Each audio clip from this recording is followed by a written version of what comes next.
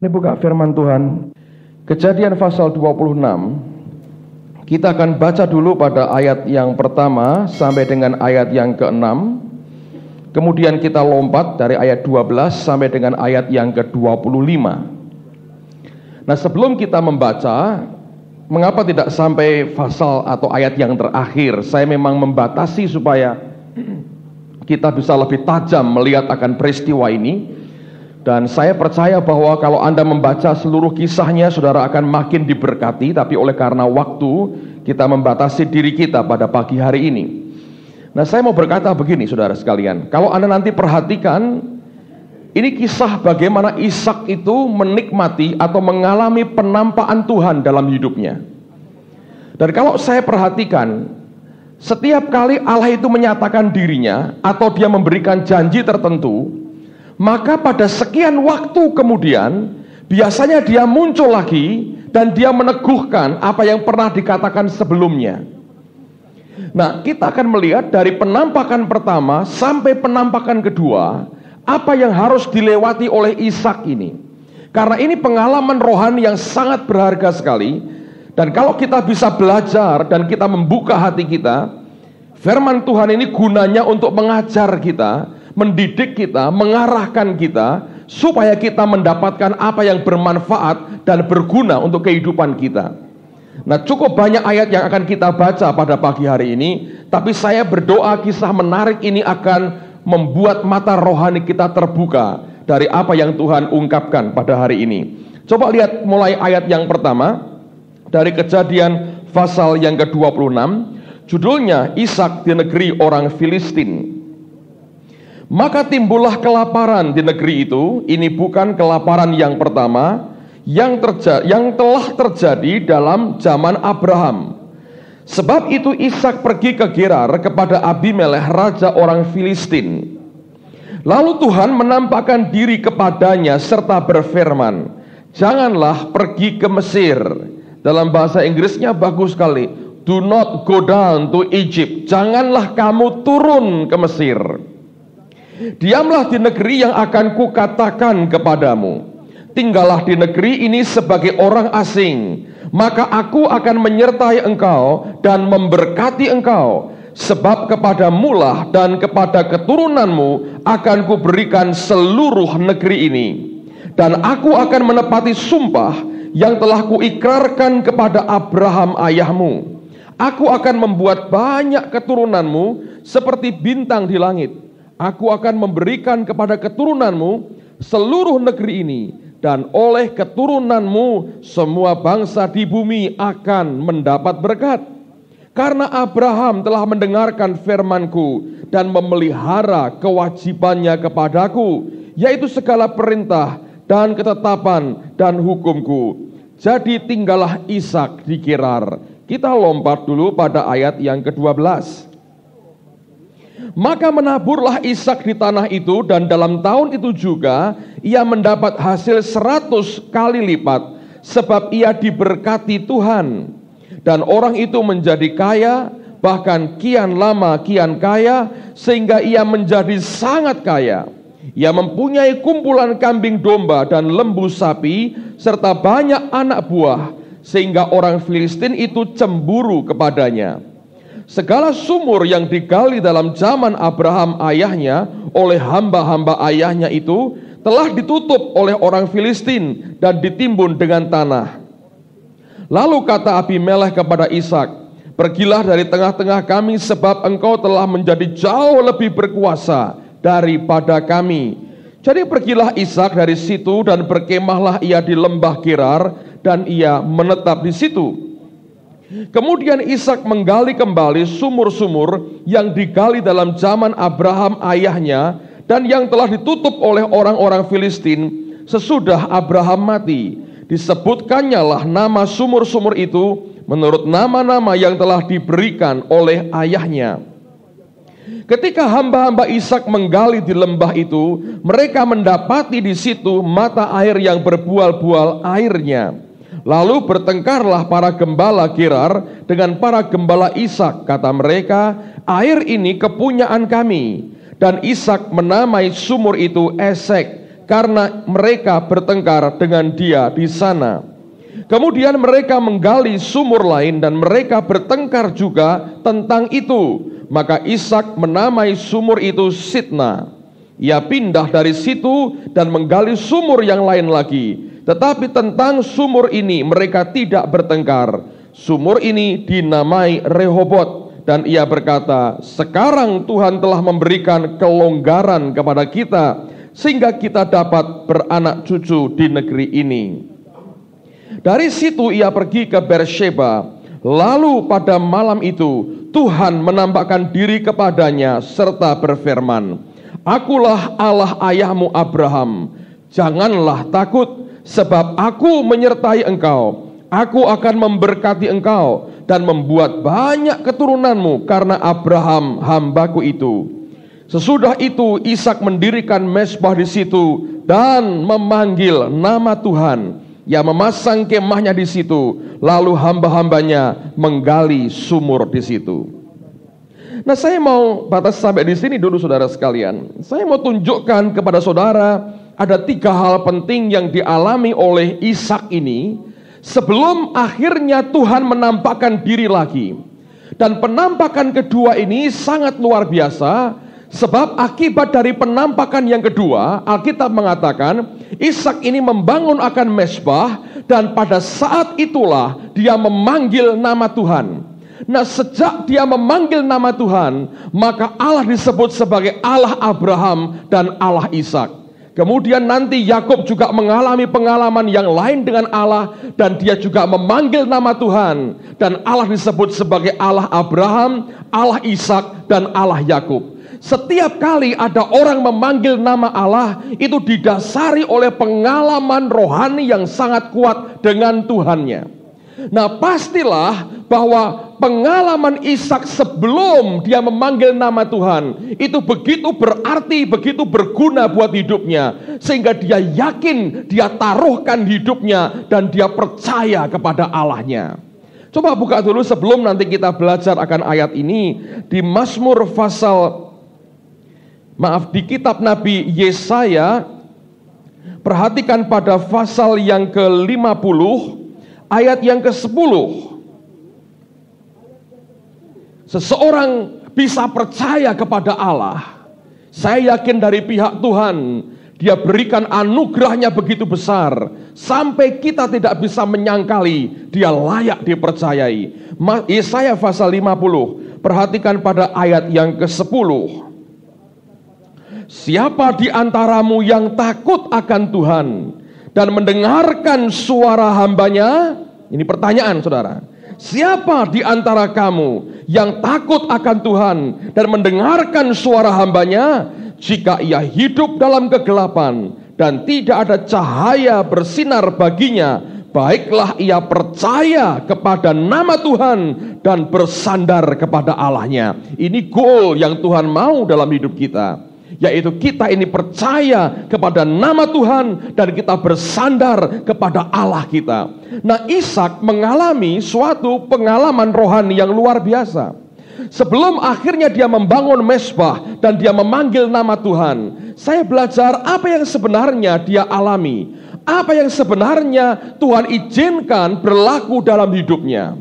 Yang pertama, saudara sekalian, yaitu bahwa Ishak ini belajar untuk hidup di dalam ketaatan.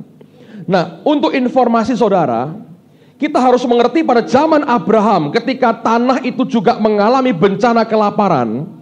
Abraham, Alkitab berkata, he went down to Egypt. Dia turun ke Mesir. Dan ketika dia di sana, Abraham ini menjadi kaya. Sekalipun kekayaannya itu beserta juga dengan Hagar ikut dengan dia. Dan kelak Hagar ini menimbulkan masalah, dari rahimnya lahir akan Ismail. Nah, Ishak ini rupanya mencontoh semua perbuatan ayahnya. Baik apa yang dibuat ayahnya, termasuk kelemahan ayahnya, itu juga ada pada diri anak yang bernama Ishak ini.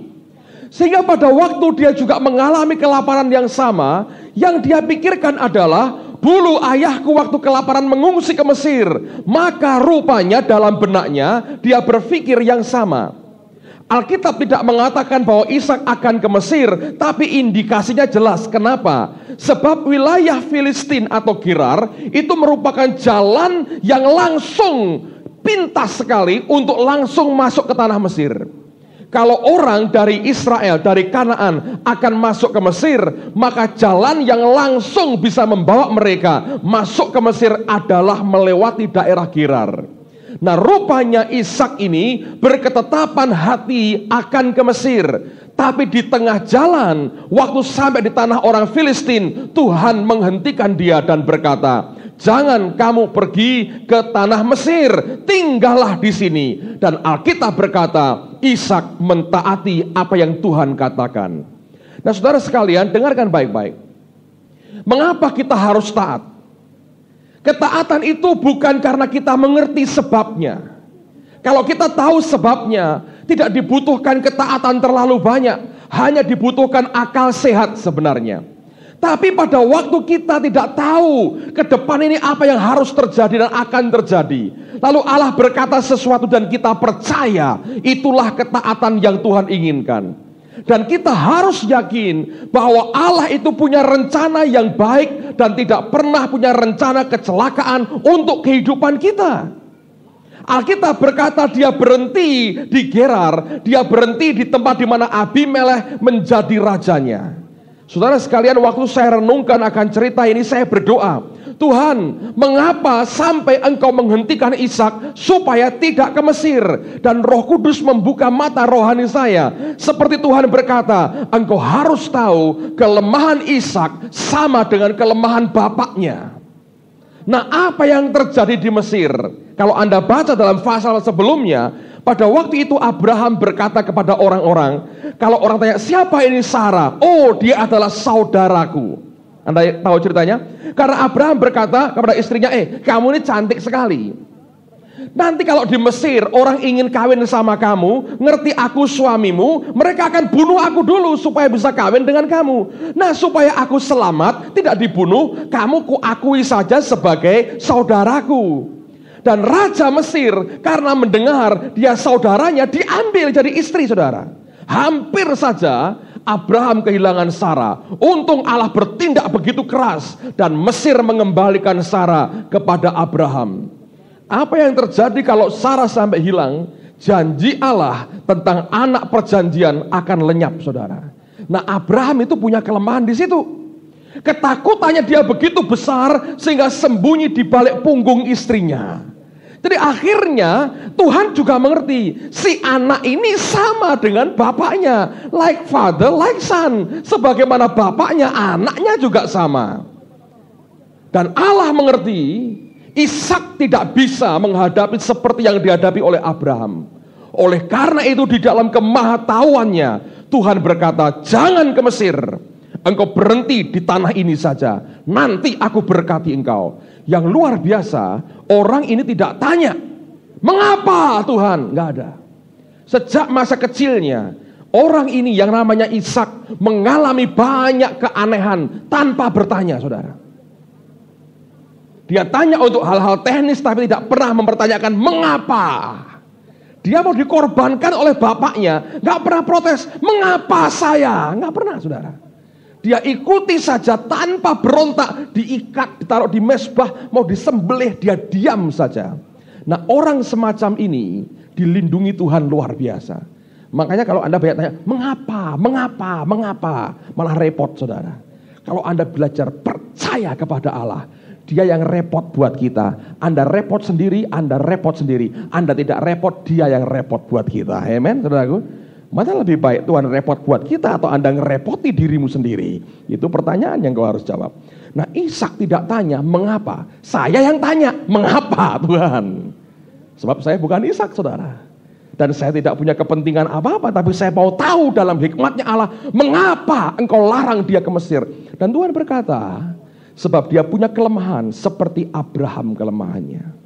Dan oleh karena Ishak tidak akan bisa menghadapi seperti yang dihadapi Abraham, maka aku menghentikan dia di Gerar. Lalu Roh Kudus menunjukkan kepada saya sesuatu yang fantastis sekali. Sekarang coba Anda lihat pada ayat yang ke-7 dari Kejadian pasal 26. Kejadian 26, Lihat pada ayat yang ke-7. Ketika orang-orang di tempat itu bertanya tentang istrinya, berkatalah ia, dia apa saudara? Saudaraku loh, persis bapak itu saudara ya. Kelakuannya persis bapak saudara. Dulu bapaknya begitu, sampai 2 kali itu bapak. Ini anaknya podo wae saudara ternyata. Dia saudaraku, sebab ia takut mengatakan ia istriku. Karena pikirnya, jangan-jangan aku dibunuh oleh penduduk tempat ini karena Ribka, sebab elok parasnya. Orang itu egois saudara. Kalau takut dibunuh lah golek bojo sing elek gitu loh saudara. Sampai orang tidak mau. Tapi nggak mau juga. Carinya yang paling ayu. Kalau sudah begitu takut sendiri. Inilah manusia. Egoisnya luar biasa. Oke? Mbok cari itu yang tidak berbentuk begitu loh saudara. Nah, itu nggak ada orang mau kan? Selamat dia, tapi nggak mau.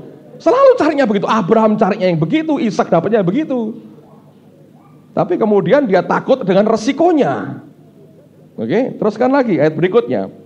Setelah beberapa lama ia ada di sana, pada suatu kali menjenguklah Abimelekh raja orang Filistin itu dari jendela. Maka dilihatnya Ishak sedang bercumbu-cumbuan dengan Ribka istrinya. Lalu Abimelekh memanggil Ishak dan berkata, sesungguhnya dia istrimu, masakan engkau berkata dia saudaraku? Jawab Ishak kepadanya, karena pikirku, jangan-jangan aku mati karena dia. Jadi istri cantik itu bisa membuat Anda mati saudara. Kirain kalau orang masih cari istri cantik, carilah cantik dalamnya dulu, luarnya itu hanya akibatnya, oke? Tetapi ada yang oke di sana. Abimelekh berkata, apakah juga yang telah kau perbuat ini terhadap kami? Mudah sekali salah seorang dari bangsa ini tidur dengan istrimu, sehingga dengan demikian engkau mendatangkan kesalahan atas kami. Lalu Abimelekh memberi perintah kepada seluruh bangsa itu, siapa yang mengganggu orang ini atau istrinya, pastilah ia akan dihukum mati. Waktu saya baca ayat ini, saya sadar sesuatu. Rupanya zaman Abimelekh yang satu ini, dan di tanah Gerar waktu itu, moralitas mereka tinggi sekali saudara. Buat mereka perzinahan itu mendatangkan hukuman dan bencana. Mereka sadar ketakutan untuk berbuat zina itu kuat pada raja ini. Dia sadar kalau sampai ada orang berbuat zina dengan istrinya orang lain, itu akan mendatangkan tulah malapetaka dan hukuman. Dan mereka menetapkan standar moral yang tinggi sekali. Nah kalau Mesir saudara, Anda tahu Mesir saudara. Waktu saya baca ini saya berkata, makanya Tuhan berkata jangan ke Mesir. Dengan kata lain dia berkata, kamu ini bodoh mbek bapakmu, tapi kamu tidak akan sanggup nanggung apa yang bapakmu tanggung. Abraham diambil istrinya, tidak pernah kita berkata lalu bingunglah Abraham. Enggak, rodok cuek, Allah yang bingung saudara. Emang rodok kurang ajar ini Abraham ini saudara. Nyonya hilang santai dia. Tapi Ishak mungkin tidak sanggup nanggung seperti itu. Nah Allah ngerti batas kekuatannya. Oleh karena itu dia berkata, kamu tinggal di sini. Nah saya mau ajak Anda belajar sesuatu hari ini. Kalau Allah perintahkan sesuatu, belajar untuk taat saudara. Sekalipun akal sehat kita masih belum bisa mengerti dan memahami mengapa Tuhan suruh saya seperti ini.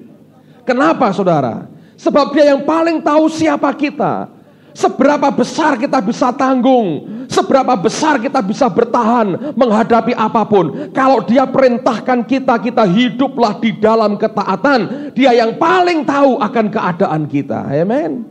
Jangan pernah berdebat dengan Allah, mempertanyakan semuanya, dan terlalu banyak rapat dengan Tuhan, menghabiskan waktu. Biarkan dia dalam hikmat dan kasihnya memerintahkan kepada kita, belajarlah percaya kepada dia.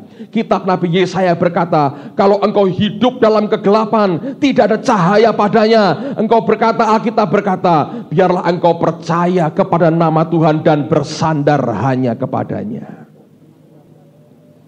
Ketika saya baca ini saya bilang, Tuhan, sungguh engkau Allah yang luar biasa. Seandainya semua anak-anak Tuhan mengerti, tidak ada maksud buruk dari Tuhan apapun yang dia perintahkan. Dan dalam ketaatan kita lakukan, semua kita akan melihat kemuliaan Tuhan hari demi hari, dalam hidup kita. Amen, saudara. Mari belajar hidup dalam ketaatan. Saya nggak tahu dengan hidup saudara, pasti saya tidak tahu. Tapi mungkin ada beberapa orang yang Allah sudah berbicara dalam hidupmu. Dan engkau masih cuma coba menawar dan mencari memikirkan jalan tengah yang terbaik. Jangan cari itu, saudara. Karena siapa tahu yang Tuhan patok itu harga minimal yang engkau bisa alami dan engkau bisa tanggung. Engkau mau lebih dari itu, mungkin engkau sendiri tidak sanggup menanggungnya. Oleh karena itu, mari hidup dalam ketaatan. Amen. Yang kedua, yang menarik saya belajar adalah Ishak ini menabur pada masa kelaparan. Kalau Anda dalam keadaan paceklik kelaparan, maka setiap yang engkau miliki itu berharga sekali. Dan tanah Kanaan dengan Filistin tidak dibagi oleh sungai besar. Itu terus terang hanya nyatu aja, tanah yang bersatu. Satu bagian kelaparan, bagian lain pasti juga mau tidak mau kena akibatnya. Tapi yang luar biasa, firman Tuhan berkata pada ayat yang ke-12 dari kitab Kejadian ini. Maka menaburlah Ishak di tanah itu, dan dalam tahun itu juga ia mendapat hasil 100 kali lipat. Sebab ia diberkati Tuhan. Dan orang itu menjadi kaya, bahkan kian lama kian kaya, sehingga ia menjadi sangat kaya. Ini banyak orang senang ayat ini, saudara. Sampai diorek-orek, bolak-balik sampai jebol Alkitabnya. Makanya gak sugi-sugi, saudara. Waduh, ini favorit banyak orang. Oh, makin kaya, makin kaya, makin kaya. Kaya apa? Saya gak tahu, saudara. Nah, yang saya mau katakan begini. Ini yang menarik sekali. Suatu hari Tuhan berbicara kepada saya begini. Berkat yang diberikan oleh orang yang justru membutuhkan berkat, itu powerful sekali, dahsyat sekali, saudara. Dan saya renungkan itu betul. Dan tujuannya memang supaya Tuhan itu memberkati kita. Tapi Tuhan berkata, dari mana orang bisa diberkati? Nah, saya baru dibelikan Pak Ardian bukunya John Avancini, saudara. Kita satu kali perlu, kalau Tuhan boleh kita undang dia gitu, saudara akan senang dengan orang ini. Biasanya itu merubah cara kita memberi. Dia kalau ngomong hanya uang aja, enak kan, saudara? Jadi ini mumpung lagi Krismon, ngomongnya duit terus. Ini orangnya, saudara, ngomongnya duit terus. Tapi bukan duit-duit apa, dia ngajari kita hidup dalam anugerah kelimpahan Tuhan. Dia tulis kesaksian dalam buku itu, dia cerita begini. Pada suatu hari ada seorang ibu, dia waktu itu dia menggembalakan gereja sidang. Saya rasa sekarang sudah tidak lagi. Dia jadi gembala sidang. Ada seorang ibu datang kepada pendeta ini John ini. Dia berkata, Brother John, aku akan membelikan hamba Tuhan Kenneth Copeland satu pesawat jet pribadi, Learjet. Learjet ini dulu presidennya, pemimpinnya adalah George Otis yang 83 tahun umurnya ini. Ini terkenal itu jet, mungkin jet kecil ya, pribadi, Learjet. Dia berkata, aku mau belikan Kenneth Copeland jet pribadi. Nah, ini pendeta dengar gitu kan, oh bagus katanya. Ya. Sudah, saudara. Nah, hari berikutnya bendahara gereja itu memberikan laporan kepada si pendeta ini akan laporan keuangan. Nah, di Amerika itu begini, saudara. Kalau Anda memberikan persembahan kepada gereja dan gereja memberikan tanda terima, maka itu bisa dianggap sebagai Anda bayar pajak. Nanti kalau dihitung pajaknya itu lebih, tiap tahun dapat kembaliannya. Jadi kalau Anda memberikan persembahan kepada gereja, biasanya orang bentuknya itu cek. Mereka tulis namanya jelas sekali, berapapun yang mereka beri. Lalu dari pihak gereja diharapkan memberikan tanda terima. Tanda terima ini nanti dilaporkan ke pemerintah, dan itu dianggap sudah bayar pajak. Itu di Amerika. Sehingga ketika ini bendahara memberikan laporan kepada si pendeta ini, John Avancini ini, lalu apa yang terjadi? Dia lihat akan pembukuan itu, dia tahu nama-nama orang yang memberi persembahan. Karena semua kalau memberi persembahan mencantumkan namanya, demi kepentingan potongan pajak sebetulnya. Jadi kemudian dia ingat akan nama ibu yang katanya mau membelikan Kenneth Copeland itu jet pribadi. Kenneth Copeland itu yang kita sering kutip tulisannya di warta kita, termasuk yang hari ini, saudara ya. Nah, Ketika dia lihat akan nama itu, ternyata sebagian besar itu zero, nol, nol. Artinya perpuluhan tidak memberi, persembahan tidak memberi. Jadi semua itu rekornya nol. Nah dia bilang, bagaimana orang ini rekornya nol, dia bisa memberikan jet pribadi kepada Kenneth Copeland. Hari Minggu berikutnya ketemu lagi di gereja. Nah waktu ketemu mau pulang, wanita ini pamitan dengan pendetanya, terus tanya, loh ibu, katanya mau belikan Kenneth Copeland itu jet pribadi. Iya, saya akan memberikan dia jet pribadi. Pernah ketemu nggak sama Kenneth Copeland? Nggak pernah, nonton TV aja programnya dia. Terus dia tanya begini, loh saya ini heran, ibu tidak pernah ngasih perpuluhan, tidak pernah ngasih persembahan di gereja, kok tiba-tiba mau belikan Kenneth Copeland jet pribadi? Dijelaskan, maksudnya Pak, nanti kalau aku diberkati, aku kaya, aku beliin dia jet pribadi, akan nanti kalau kaya. Dan hamba Tuhan ini berkata, tidak akan pernah terjadi, sebab engkau harus mulai memberi, justru pada waktu engkau kurang seperti sekarang ini. Saudara sekalian, saya rasa itu benar sekali, dan itu alkitabiah sekali. Kalau Anda perhatikan seluruh Alkitab yang diekspos Tuhan supaya orang lain belajar, selalu terjadi pada waktu orang itu memberi dalam keadaan mereka kurang. Anda ingat cerita yang pernah saya katakan, satu kali Yesus itu nongkrong di sebelah peti persembahan. Yesus kita ini asik saudara, kita punya Yesus yang luar biasa. Saya belum pernah lihat pendeta kayak dia, dan saya belum bisa kayak dia saudara. Ini ada kotak persembahan gitu ya. Dia nongkrong aja di sampingnya gini. Jadi orang memberi, dia sambil nonton. Ngei piro toh. Di sini ada yang urapannya nginceng persembahan orang, saudara. Dan orang juga tidak ingin toh persembahannya diketahui, kecuali dia memang kaya dan sombong banget. Saya pernah punya teman saudara, sebelum bangkrut, kalau ngasih persembahan, dia duduk paling depan. Selalu dia buka giru, tidak pernah uang kontan. Dan selalu dia bukanya apa? Dia tunggu sampai itu kantong kolektor mendekat ke dia. Begitu disodorkan di depan dia berbilang, tunggu katanya. Jadi ini orang, petugas kolektornya, nunggu dia begini, dia buka dompetnya, dia buka tasnya, dia keluarkan gironya, dia tanya, tanggal berapa mas, tanggal berapa, tanya tanggal, dia tulis di depan orang, semua orang lihat ini, orang nungguin, bapak ini lagi apain? Oh buka giro. Berapa juta dia tulis, tanda tangan. Terus supaya tidak luntur tintanya, supaya kering, disobek pelan-pelan. Terus dimasukkan begini, tas. Setahun kemudian bangkrut. Susah hidupnya sampai sekarang. Aduh, itu ada yang begitu saudara ya. Nah, Tuhan Yesus lain. Dia nongkrong di depan kotak persembahan. Jadi ada orang kaya memberi, dia tahu. Dan dia tidak terkesan tuh. Ketika ada perempuan janda memberi 2 keping, 2 peser, saudara. Dia berkata, yang wanita ini beri, dia ngerti berapa, diinceng loh berarti saudara. Dan matanya kan tembus, kira-kira gitu. Kritik-kritiknya kan ngerti, dia bilang ini memberi lebih banyak dari orang kaya itu. Sebab yang kaya memberi dari kelimpahannya, dia memberi dari kekurangannya. Saya belum terima pengurapan nginceng-nginceng begitu sih saudara. Saya rasa tidak perlulah Tuhan, jangan beri saya yang begitu-begitu. Tapi Yesus begitu.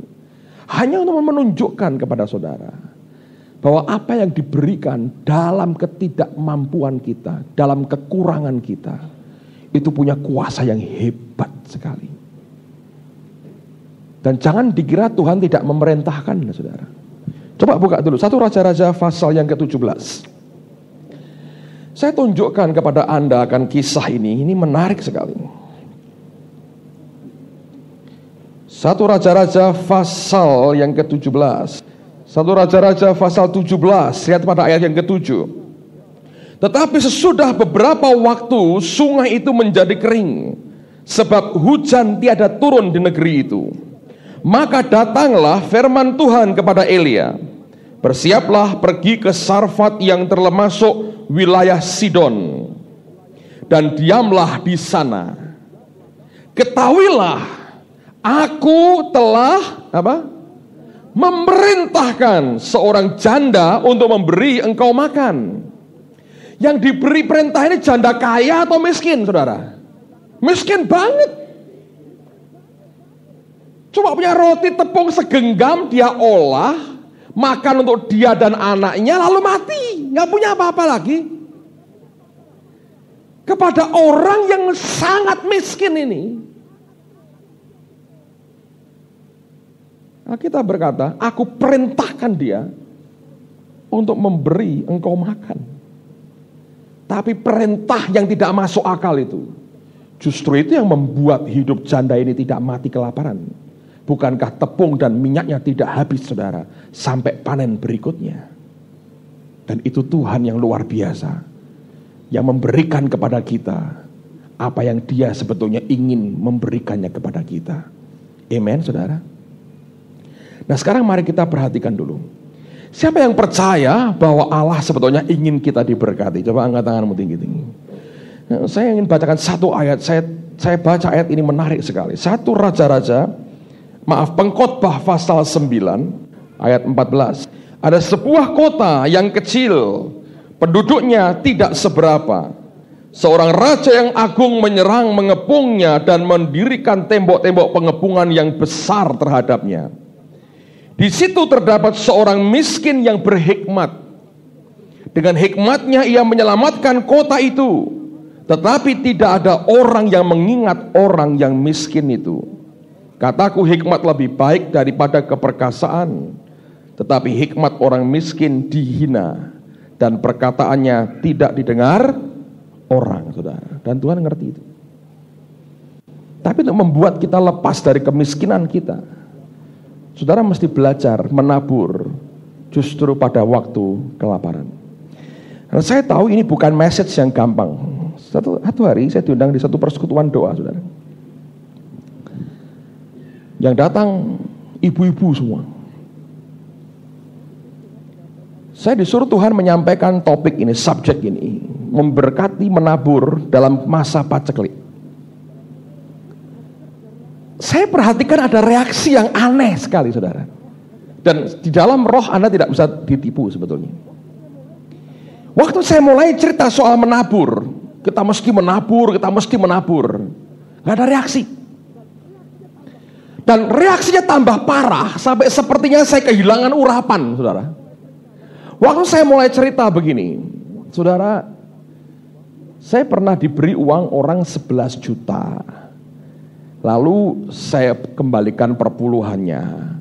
Tapi seminggu kemudian Tuhan bicara, itu bukan untuk saya pribadi, harus serahkan untuk pelayanan lain, tempat lain. Jadi saya berikan semua. Itu membuat mereka jadi, mata mereka jadi sayu semua. Hilang, gak ada gairahnya. Sampai saya bilang, urapanku hilang, ngomong begini. Semua lihat dengan kosong. Tambah kosong lagi waktu saya cerita begini. Satu hari, saudara sekalian, ada orang serahkan saya uang 30 juta lebih. Dan waktu saya diberi uang itu, Tuhan berkata pada saya, itu bukan buat kamu, serahkan untuk hambaku X itu milik dia, itu buat dia. Saya berkata, lalu saya serahkan semuanya ke hamba Tuhan X itu. Tambah heran, saudara. Terus kemudian saya bilang begini, tetapi Anda tahu, hidup kayak gitu membuat saya diberkati. Saya cerita bagaimana saya dapat mobil baru, langsung wah, haleluya gitu. Saya terima uang 100 juta. Wah, langsung, saudara. Amin. Langsung. Kayak dari memindahkan jiwa dari gelap ke terang. Waktu diajari soal memberi, diceritani berkat langsung. Wah. Kok bisa begitu ya, saudara? Dan tidak perlu membedakan roh untuk langsung tahu reaksi mereka. Langsung reaksinya berubah. Heran sekali. Salahnya adalah orang tidak pernah bisa mendapatkan bagian kedua tadi sebelum melewati yang pertama. Jadi wah, haleluya. Gak ada gunanya itu saudara. Yang harus diurus waktu pandangan mata jadi pudar itu saudara. Nerawang kemana-mana. Saya tahu bentengnya langsung dibuat. Ya itu kamu, saya tidak. Dan itu yang repot. Dari pihak Tuhan dia mau berkati kita. Dari pihak kita tidak mau diberkati sebetulnya. Ya mau tapi tidak mau sebetulnya. Karena jalannya tidak pernah mau kita lewati. Saudara bisa mengerti itu. Saya belajar dari pengalaman itu, menarik sekali. Saya bilang orang itu bereaksi. Kalau di sini agak campuran saudara, agak campuran saya tahu. Setiap kali saya cerita begitu nyampur. Sebagian sudah ngerti, sebagian belum ngerti. Tapi waktu itu kelompok itu total seragam. Orang ngerti kabeh saudara. Dan langsung itu ketahuan sekali. Karena itu bagian yang sedang sensitif dalam hari-hari ini.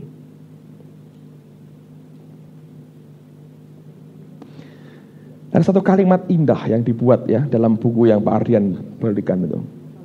Yang berkata begini, kalau engkau ingin menyimpan uangmu, tabunglah uangmu. Kalau engkau ingin menuai uang, taburlah uangmu. Saudara mau yang mana? Nyimpen aja Pak, selamat. Lumayan 200.000. Asal iso ngliwet. Ini mentalnya banyak yang iso ngliwet sih saudara. Saya berkata itu yang susah buat orang hari ini. Tapi saya bicara dari hidup saya. Saya mau beritahu saudara. Kalau kita belajar dalam ketaatan, kita belajar menabur dalam masa sulit, Anda akan lihat hidupmu diberkati. Pengkhotbah berkata, seberhikmat-hikmatnya orang miskin, dunia akan tidak pernah mendengar perkataannya. Orang Kristen itu punya banyak hal yang mulia dalam hidupmu. Jangan biarkan kemiskinan itu menutup semua yang baik yang Tuhan masukkan dalam dirimu. Tapi caranya Anda lepas bagaimana? Korban. Caranya saudara lepas dari kemiskinan, caranya bagaimana? Dipatahkan dengan Anda berani berkorban di tengah-tengah kekurangan. Anda akan lihat Allah memberkati hidup kita. Amen saudaraku. Dan itu yang Tuhan mau. Yang ketiga, yang terakhir, apa yang dialami oleh Ishak? Kembali pada Kejadian pasal yang ke-26 tadi. Nah, kita berkata setelah dia diberkati, Abimelekh merasa makin tidak kuat menahan dia karena Ishak makin lebih hebat, disuruh pergi. Dia menetap di lembah Gerar, dan suatu hari saudara, anak buah Ishak ini menggali akan sumur. Ini bukan sumur Abraham ya. Sumur Abraham dia gali, tapi dia menggali sendiri suatu hari. Dan didapati mata air yang segar sekali, spring water. Mata air yang alami, yang segar sekali. Tiba-tiba orang-orang di daerah lembah Gerar datang berkata, air ini milik kami. Mereka tidak menggali, mereka tidak berusaha. Orang lain kerja keras. Mereka tinggal datang dan berkata, air ini milik kami. Dan mereka membuat keributan di situ, bertengkar. Apa yang dibuat Ishak? Apakah dia berperang untuk haknya? Tidak saudara. Ditinggal. Baik, ambil. Tapi ini esek. Anak buahnya gali sumur yang kedua. Mereka dapati mata air yang segar lagi. Orang-orang Gerar datang lagi. Mereka berkata yang sama. Ini air kami. Ribut lagi. Apakah yang kedua ini Ishak mempertahankan? Tidak juga. Alkitab berkata ditinggal. Dan dia berkata, sumur ini aku beri nama Sitna. Sitna artinya dua. Satu oposisi, dua tuduhan, accusation. Opposition and accusation. Oposisi dan tuduhan. Ditentang lagi, ditinggal, ambil. Dia gali lagi sumur ketiga, keluar lagi airnya. Kali yang ketiga, Mereka tidak berani, saudara. Sebab kali yang ketiga, saya tahu mereka mulai lihat penyertaan Tuhan pada Ishak. Dan waktu ditunggu tidak ada orang ribut, dia berkata, Tuhan mulai memberikan keleluasaan kepada kami. Dan dia berkata, nama sumur ini Rehobot. Artinya ruang gerak. Keleluasaan, ruang yang luas untuk mereka bergerak. Saya belajar, saudara sekalian. Yang pertama, dia belajar dalam ketaatan. Dua, dia belajar menabur dalam keadaan kekurangan. Dan dia diberkati sekali. Anda tahu Alkitab berkata, ada orang menabur sehingga dia menuai 30 kali ganda, 60 kali ganda, 100 kali ganda. Yang dapat bisa 100 kali ganda waktu dalam keadaan kurang engkau nabur. Itu bisa 100 kali ganda. Tapi yang ketiga, dia belajar apa? Tidak bertengkar untuk mempertahankan hak apapun. Dan ini yang berat bagi orang Kristen. Sebab ini menyangkut akan kepentingan pribadinya dan harga dirinya habis-habisan. Pertanyaannya adalah, maukah saudara dibawa Tuhan sampai ke situ? Hakmu dirampasi orang semena-mena. Tapi engkau tahu, kemanapun engkau pergi, Tuhan menyertai aku. Nggak masalah. Oh, nanti susah dapat air di tempat mana lagi, ini kan sudah bagus, bertahan, berperang. Dia enggak. Dia ngerti sumber semuanya adalah berkat Tuhan. Coba buka dalam Mazmur pasal 39. Kemarin di Bukit Doa saya bacakan akan ayat ini. Menarik sekali, saudara.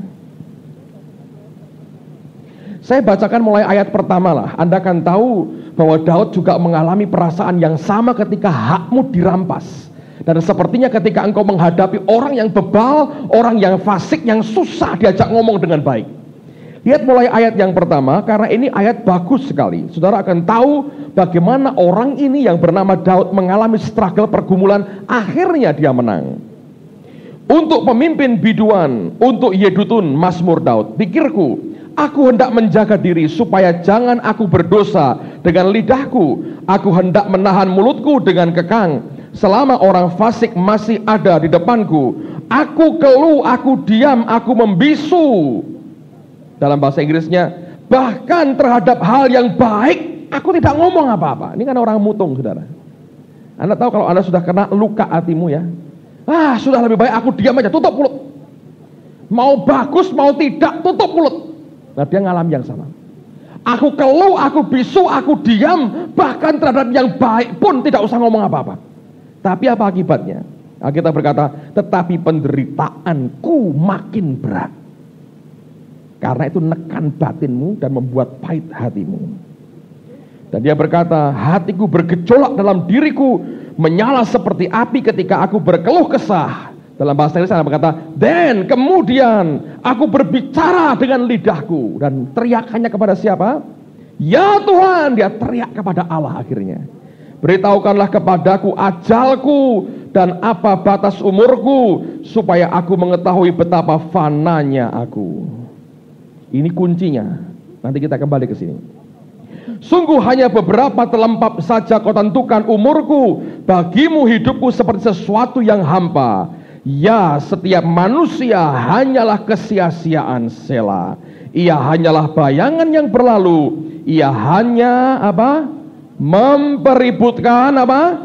Yang sia-sia. Dan menimbun tetapi tidak tahu siapa yang meraupnya nanti. Kalau Anda masih ribut, terus saya beritahu, yang kau ributkan itu sia-sia. Anda mau tahu bagaimana hidup tanpa tekanan, tanpa takut kehilangan apapun? Simple. Tanya Tuhan, Tuhan, umurku masih berapa tahun lagi? Siapa yang kepengen ngerti umur Anda masih sisa berapa? Coba angkat tangan, saudara. Jujur, pengen ngerti. 1, satu lagi. 2, siapa lagi? 2, 3. Itu bagus. Kalau orang ngerti misalnya ya, Tuhan, aku berapa tahun lagi? Masih lama kok, 5 hari lagi. Anda tahu 5 hari itu, waduh, rekonsiliasi. Pak RT didatangi, Bu RT datangi, arisan durung bayar semua. Semua diajak damai. Dirampoki pun Anda berkata, silahkan. Karek 5 dino ya katanya. Betul nggak, saudara? Daud ini sembahyangnya begitu. Beritahu Tuhan, berapa lama lagi? Dan akhirnya sadar, mau berebut apa sih? Dan dia berkata, manusia itu hanya mempeributkan yang sia-sia. Jadi pagi waktu on the way ke gereja, saya ngomong sama istri saya ngerenungin begini, coba lihat akan cerita tentang Yakobus dan Yohanes, anak-anak Zebedeus. Maminya suruh maju ke Yesus, diopong-opong maminya, mam, omongin dong mam. Maminya maju, ngomong, Yesus, kasih tempat dong anakku di sebelah kanan dan kirimu. Tuhan berkata, aku gak berhak. Apakah kamu bisa minum cawan yang aku minum? Kami dapat. Langsung nyaut dua-duanya, kami dapat. Memang cawanku harus kamu minum, tapi duduk di sini Bapakku yang nentuin. Anda tahu, dua-duanya minum cawan. Dan sampai sekarang pun kita nggak ngerti betul-betul dapat nggak nanti kelak di sana. Entar kita baru tahu, saudara. Tapi hidup mereka minum cawan. Mau tahu cawannya Tuhan? Itu cawan yang Tuhan sendiri berkata, kalau boleh Tuhan, cawan ini lalu daripadaku. Karena mereka berkata, kami dapat. Dia berkata, kamu minum. Tahu yang mereka minum? Yakobus ini orang pertama yang mati di antara rasul-rasul, dipenggal kepalanya. Kalau dihukum mati, barisan pertama paling gak enak, saudara. Belum ada contoh nih, saudara. Diketok rasanya piye. Ngeri ya, saudara. Dan pelayanannya hanya singkat sekali, penggal bas. Makanya bu, jangan pengen apa-apa yang aneh-aneh dulu, saudara. Ingini yang ku ingini. Sama? Dia saja, jangan yang lain-lain. Yang kau sering kali tidak tahu yang kau minta sebetulnya. Yohanes itu yang paling diperkirakan paling akhir matinya. Itu digoreng tuh. Hidup, digoreng mati. Baik saudara. Digoreng hidup, wajahnya kayak apa Anda bisa bayangin. Dibuang di Pulau Patmos. Lah kan delok kitab Wahyu. Ayo gelem saudara. Lihat saudaramu yang kau kasih satu persatu mati. Terakhir dirinya sendiri mati tua, digoreng segala. Cawanku kamu minum bisa diminum, saudara. Tapi sampai sekarang tidak ada kita berkata, maka Stefanus melihat ke atas, Yakobus sudah di sana. Enggak. Itu Bapakku yang di surga. Siapa tahu itu jatahnya Victor, bukan mereka. Ngerti saudara? Seringkali kita tidak tahu apa yang kita minta. Kalau kita bertengkar, kita anggap ini hak kita. Nggak ada, kita nggak punya apa-apa kok. Kita ini budak belian. Hak hidup pun nggak punya sebetulnya. Seluruh hidup kita total dia bayar lunas. Sejak kita berkata aku ini dibayar oleh Yesus, dia mati buat aku, kita gak punya apa-apa sebetulnya. Gak ada saudara, hak kita untuk apapun gak ada. Saya berdoa supaya ini kuat dalam hatimu. Jangan minta apa yang kau tidak pernah mengerti yang kau minta sebetulnya.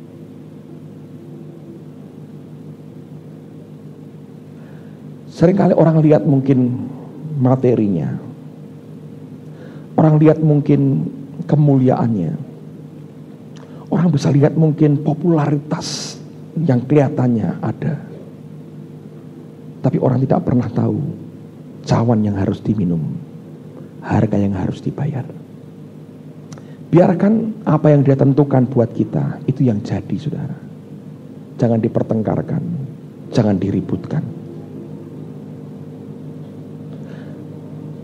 Lucu ya, kalau seorang dalang melihat di kotak wayang Bagong berantem dengan Dursosono, saudara. Dan dalangnya berkata, wayang durung diadu kok tarung dewi. Itu yang terjadi pada kita. Saya berdoa supaya kita tahu, di balik semua yang mulia itu, ada harga yang harus dibayar. Dan Tuhan yang tahu siapa yang kuat, siapa yang tidak. Jangan dahului dia. Biarkan yang dia berikan buat kita, itu yang kita ambil. Sebab itu yang dia jamin atas kehidupan kita. Amen. Ayat yang terakhir, 1 Korintus pasal yang ke-6, ayat yang ke-7.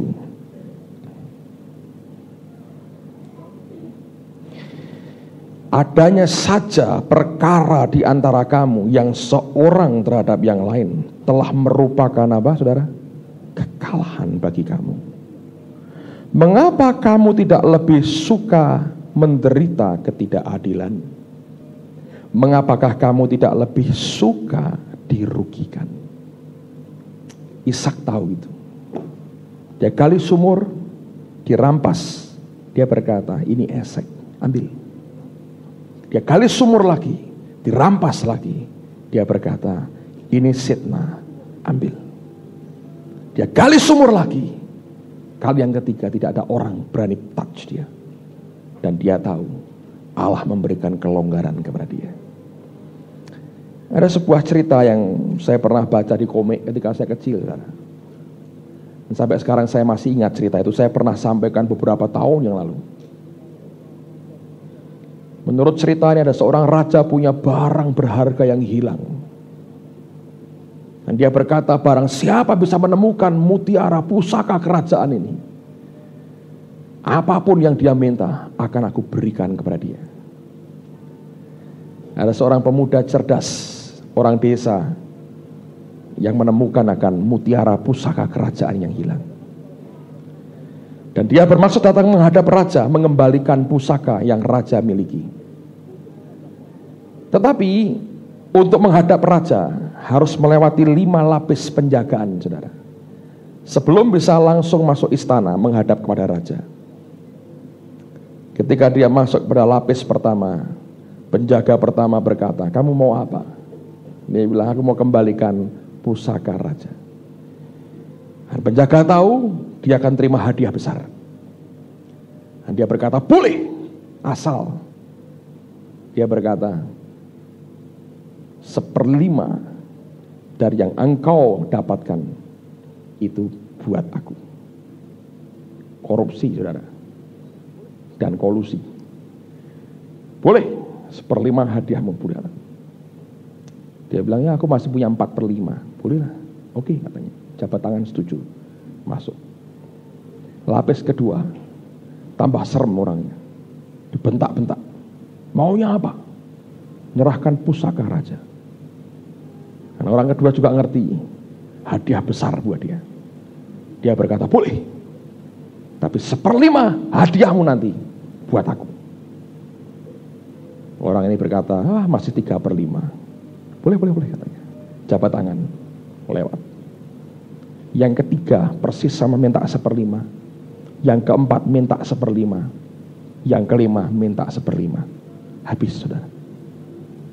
Tapi kerinduan hatinya hanya ingin menyerahkan ini kepada raja. Diserahkan, raja senang sekali, saudara.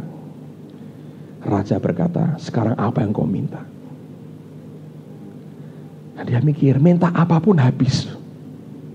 Keluar dia cara 1/5 habis. Tapi ini pemuda cerdas sekali. Dan dia berkata, apakah raja betul akan memberikan semua yang aku minta? Ya, apapun. Separuh istanaku boleh, katanya. Oh tidak. Dia berkata, aku minta, berikan kepadaku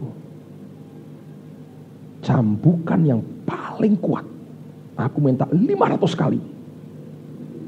Kalau pelan-pelan kurang enak, dia berkata.